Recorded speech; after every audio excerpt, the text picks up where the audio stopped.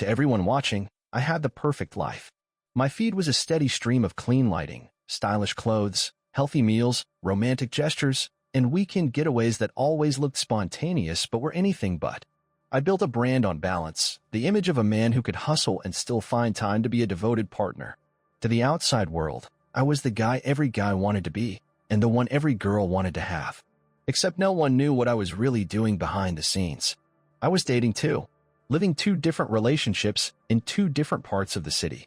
And I was doing it well, or at least I thought I was. The first was Mia. Sweet, quiet, warm. She worked in a small design studio and loved books more than people. She didn't care about social media. Said it gave her anxiety. That worked in my favor. She never questioned where I was posting from, or why I never tagged her. She liked staying in, cooking together, planning little, us-only moments. Mia believed in long walks, early bedtimes, and slow love. The second was Suzanne. Bold, sarcastic, magnetic. She loved being seen. Posted stories like breathing, always on, always with her phone in hand. She was the kind of woman who turned heads when she walked into a place and pretended not to notice, but absolutely did. She owned a boutique fitness studio and ran yoga classes that were always full. She liked rooftop dinners, unplanned trips, and being told she was the only one. She loved attention, and I gave it to her in perfectly edited doses. They didn't know about each other. They couldn't. I kept schedules tighter than brand deals. Weekdays were for Mia. Calm, consistent. Sundays were always Suzanne's. She liked brunch. I rehearsed alibis like lines in a script. Late shoot. Brand meeting. Helping a friend film. It worked. Because both of them believed me. Because they wanted to. That's the thing. People don't need a perfect story. Just a believable one. And I gave each of them what they wanted to believe. Mia liked that I wasn't always online when we were together. She said it made her feel important, like she was more real to me than the likes and the DMs. She'd smile when I put my phone away, not knowing it was because I couldn't risk Suzanne showing up on the screen. Suzanne liked that I posted just enough to keep her feeling exclusive. I'd feature her hand, her glass, her silhouette at sunset, never her face. She thought it was art. Aesthetic. Said I had taste. Really, I just had a system. I wasn't proud of it. But I wasn't sorry either. At least not then. Things started to shift slowly. It began with Mia. She started staying out later than usual. Said she was meeting with coworkers after hours, catching up with friends from college she hadn't seen in years. Once or twice turned into most nights. When I asked casually where she was headed, she'd smile and say, "Just the usual cafe, you wouldn't know it." She stopped asking me about my day. Stopped noticing when I got home late. That might have worked in my favor, but instead it made me uneasy. She was always the one who made sure we had time, who asked about details, who cared about little things like what I ate for lunch or whether I remembered to bring an umbrella. Now she barely looked up from her phone. With Suzanne, it was different. She didn't get quiet, more impatient. She'd start sentences with, "You're always filming, but you never post me anymore," or "That brand trip. You didn't even mention it until the night before." She started suggesting we go live together, said it would be good for engagement. I dodged the topic, said I wanted to keep the relationship offline, make it sacred. She raised an eyebrow but didn't press. And then there were the gifts. Little things. A necklace Mia said was a surprise from a friend. A designer bag Suzanne said she got on a killer discount from a client. Too expensive. I noticed, but didn't ask. I didn't want to trigger suspicion by acting suspicious myself. But something was shifting, and I could feel it. Like the roles I'd written were starting to get away from the script. I still smiled for the camera. Still edited clips of couple goals and wholesome reels. But behind every caption was a tightrope, and it was starting to shake.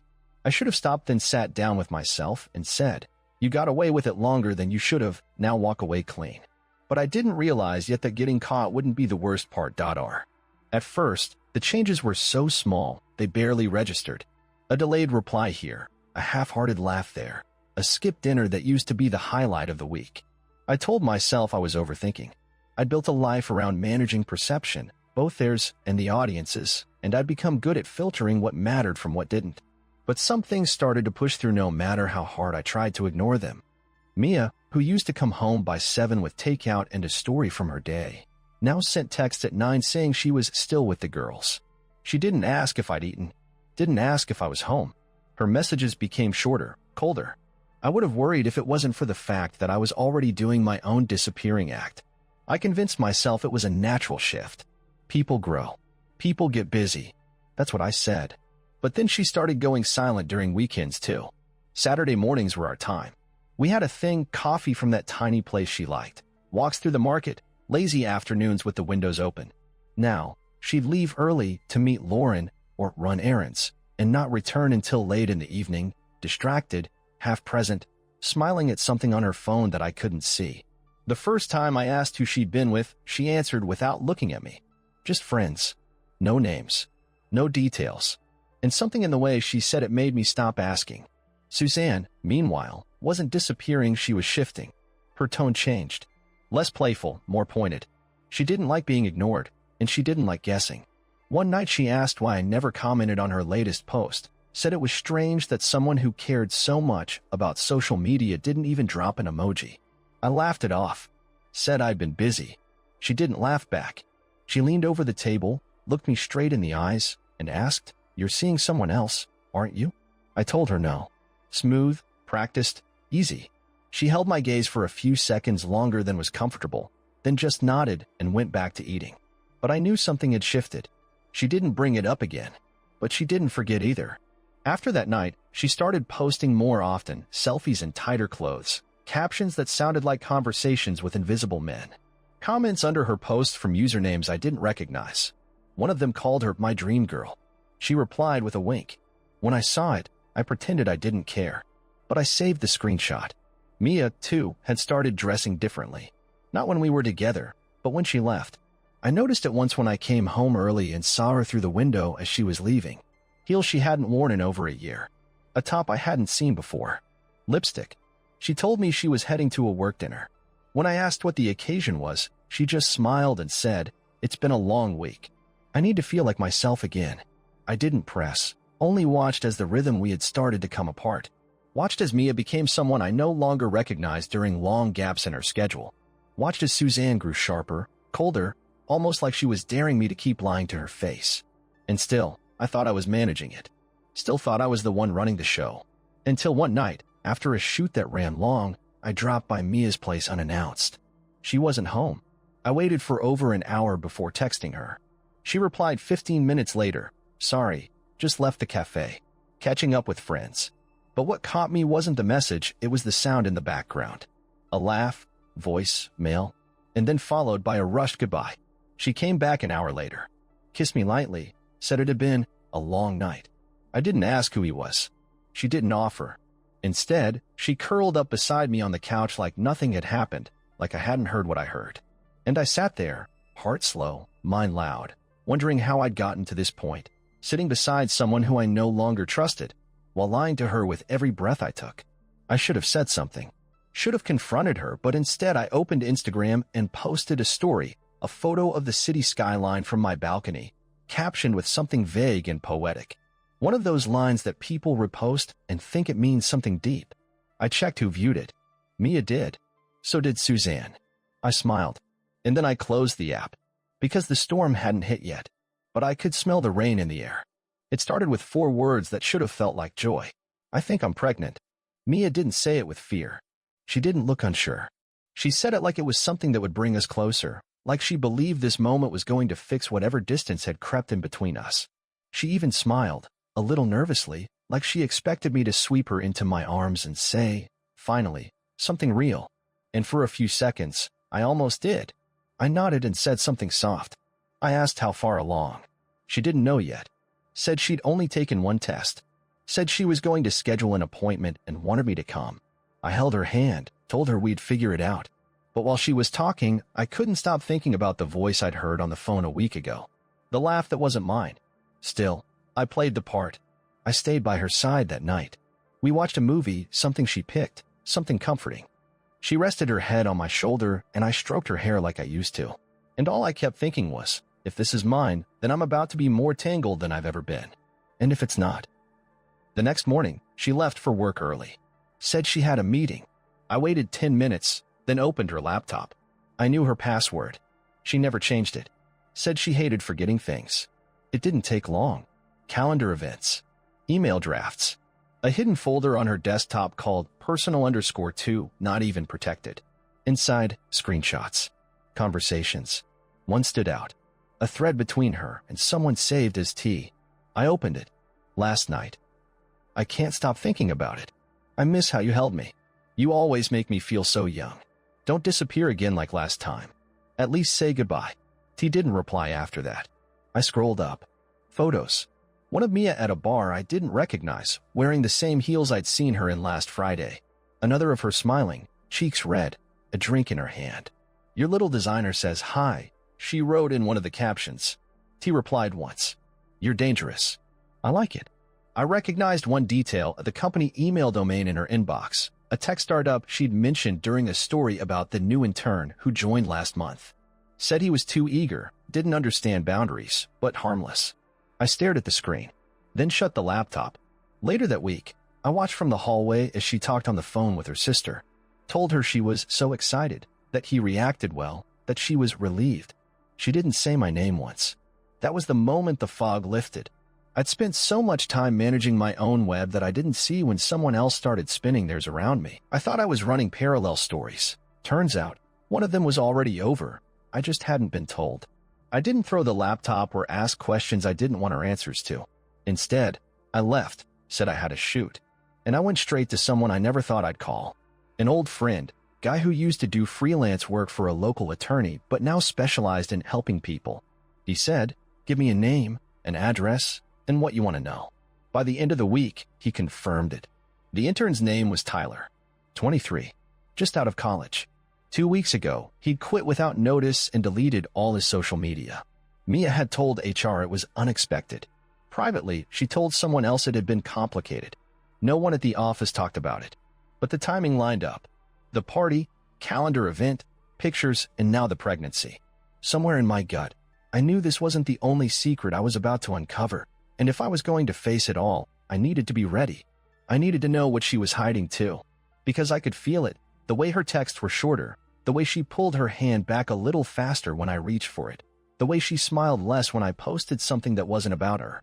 I was done being the only one guessing.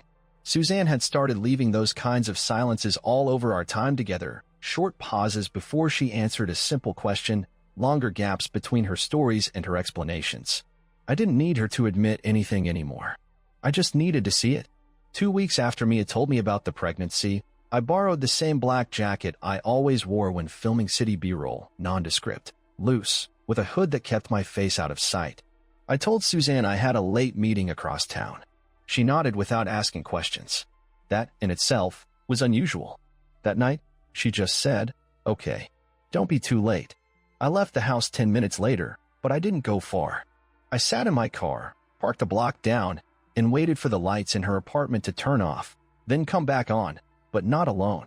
They did. An hour later, she stepped out in a fitted coat and heels, hair tied back with purpose, not like she was heading out to meet girlfriends for wine. I followed from a distance. She didn't look around. She moved like someone who had done this before.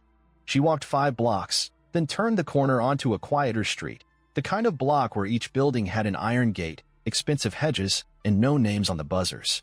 She didn't stop to text, didn't call. Just entered a code at the front of one particular building and disappeared inside. I didn't follow her in. I didn't need to. The next day, I reached out to the same guy who'd helped me with Mia's intern situation. I gave him the address and the time. Within 72 hours, he had everything.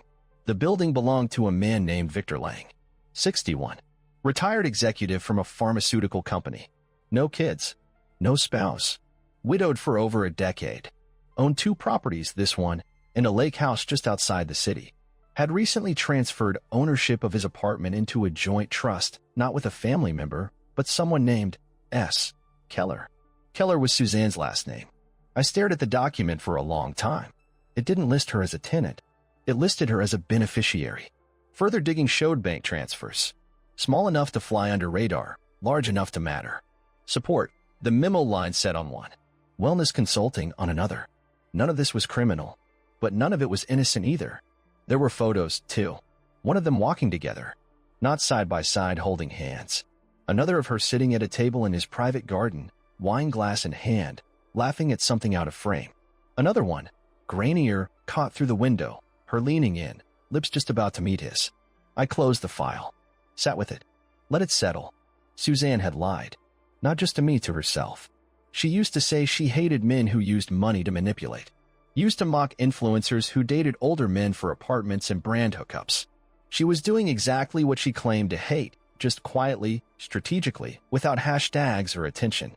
I didn't bring it up, because I wasn't sure what was worse, the betrayal or the realization that while I was juggling two women, each of them had a man of their own in the background.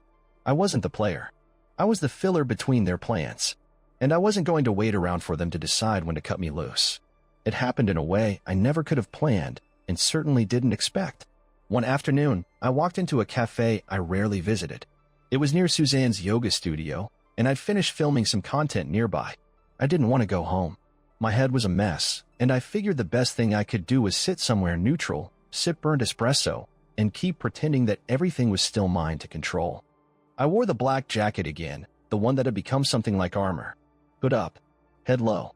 I took a booth in the far corner, the kind that had a high-backed seat. From there, I could see the barista, the entry, and just enough of the room to feel safely anonymous. About 10 minutes after I sat down, I heard a voice painfully familiar. Different tone, but also known. I froze, slowly turned my head, not fully, just enough. Suzanne and Mia, sitting at a table not more than 6 feet from me. I didn't breathe. At first, I thought it was coincidence, some mutual friend, some overlap I hadn't accounted for. But then I saw the way they looked at each other, not surprised. And then I understood. They weren't meeting by accident. They were meeting because they'd figured it out. I couldn't hear every word, not with the cafe's noise, but the tone said enough. And I was close enough to catch the key pieces. Same photos, different days, Mia said, her voice sharp, clipped. He told me he was shooting for a hotel brand that weekend, Suzanne replied. And you believed it? They laughed. I could hear it shift from hurt to strategy. We can't let him get away with this, one of them said. I know a PR rep who hates fake influencers. Maybe we talk to the brands. Show the receipts. I've got screenshots. We make it viral. He wanted an audience. Let's give him one. They were calm, organized, like two strangers who'd found common betrayal and bonded over it. And I couldn't look away, couldn't move. They sat there for nearly an hour, sipping drinks, scrolling through their phones, sharing stories that mirrored mine back to me in pieces. How I told them the same excuses, the same compliments, how I disappeared on the same nights. They even laughed at one point, comparing gifts, a necklace, a weekend bag, two identical promises in different colors. And that's when I realized I wasn't angry, I was impressed. Because for the first time in months, I wasn't the one playing the game, they were. And they were good at it, but not good enough because they didn't know I was there. Didn't know I was already planning my own ending to their new little alliance. They left the cafe with purpose, and I sat for a few more minutes, letting it all settle. Then I opened my notes app and started writing the caption for the video I'd be posting in 3 days. I posted the video on a Wednesday, midday, prime scroll hour. I picked the thumbnail myself, a muted screenshot of my face, not crying, not angry, just looking straight into the lens with the kind of calm that makes people stop for just long enough to let the algorithm catch them. No background music, no brand filter. Just me and the truth. I wasn't going to say anything. I began, voice low, steady. Then the screen cut to footage. A compilation of timelines, screenshots, photos, all carefully blurred where needed, but recognizable enough for anyone who mattered. Mia's messages to the intern. Suzanne's name on the trust document for Victor's apartment. A side-by-side of their social media posts with timestamps that overlapped with mine. Same dates, same excuses, different lies. I didn't insult them, only simply told what happened. The same way they were preparing to do about me, except I got there first. The video was 20 minutes long. By the time the first hour passed, it had been shared by 6 influencers, posted on 2 gossip accounts, and featured in a story by a mid-tier lifestyle blog. The comments were fire and ice. Some said I deserved it. Some called me calculated. I turned off the phone after that. Didn't check messages. Didn't respond to DMs, but I knew. I'd done what needed to be done, and I wasn't sorry. What I didn't expect was how fast they'd come to me. Friday afternoon, late. I was in the studio space I sometimes used for content shoots, a loft above a furniture store. I hadn't told anyone I'd be there. But the door buzzed, and when I checked the camera feed downstairs, I saw them both. Mia and Suzanne, standing side by side. I buzzed them in, let them take the elevator. When the door slid open, they didn't speak right away. They walked in like they owned the floor. Suzanne was the first to break the silence. You think that was smart? She asked. I sharp. Posting that. Mia crossed her arms. You lied to both of us. You don't get to act like you're the victim here. I never said I was, I replied. Then take it down, Suzanne said. Mia stepped forward. Or we will take you down. You want a legal war? Fine. Let's go. I've already spoken to a lawyer. I didn't flinch. You want to sue me for telling the truth? I asked. Feel free. But know this, I've got backups. And I've got friends. Real ones, creators, journalists. That made them pause. Suzanne clenched her jaw. You're a piece of someone who told his side first. I cut her off. And you hate that more than anything. You didn't come here for justice. You came here because I ruined the story you were planning to sell. Mia looked like she wanted to scream. Instead, she grabbed her bag and hissed, You're pathetic. Then Suzanne added, You'll burn for this. I shrugged. Maybe. But at least I'll burn with my story intact. They didn't answer, just turned and walked out. Their heels loud against the concrete floor. I watched them go. The first thing I noticed after the dust settled was how quiet it all became. There were no more alarms going off in my head every time I left someone's apartment. No more calendar acrobatics. No more texting in code. No more explaining things that shouldn't need explaining. The video stopped trending after about a week. People moved on the way they always do.